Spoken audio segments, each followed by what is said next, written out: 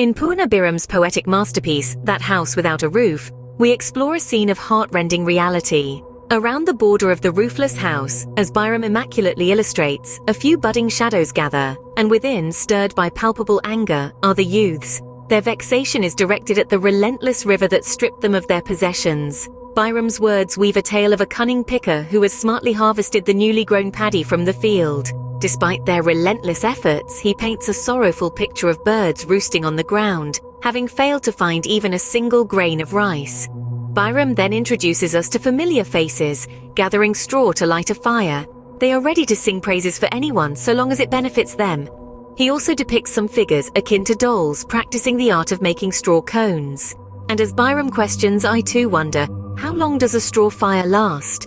And in the harsh rainy season, how does water seep into a house without what might be the distress of the inhabitants of such a house? In winter, the pain of being cold if you can't get it with your fingers. Slightly wrinkled hands are ready to leave the room of the house without a roof. Young Bahadur's head is insulted by the small amount of freedom he has left somewhere. I know about the spade who is trying to bury freedom by insulting her. A long meeting takes place daily in a room in a house without a roof. The couch calls to bedsheet and cover it. Stainless steel glasses. They dance in the hands of those sitting in the meeting, plastic cups filled with tea. You don't have to go to a dance hall in town to see a character act. In the living room of a house without a roof, over black tea in a fenced plastic glass. It is seen in the morning a milkman leaving a bucket of milk for a house without a roof, and returning home in a hurry from a house without a roof. And it is seen in the courtyard of a house without a roof. A footpath without shoes, and that is not the footpath of a well-to-do person. In a house without a roof, even in water, the bells of equality do not ring. A little above, a little below.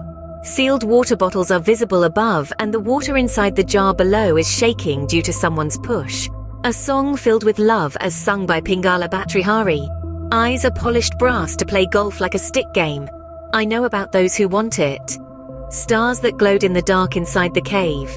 I know about the context of the cave not caring as soon as it gets light. Sanatan Gut is sitting quietly next to a roofless house. He who trembles like an artilleryman from the bullets, and does not seek in his skull the blow of the Durpus.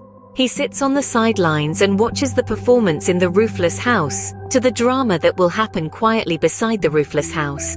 I know about the Sanatan Gut in a long tail to poison it. I know about the opportunity that scorpions are waiting for by poison.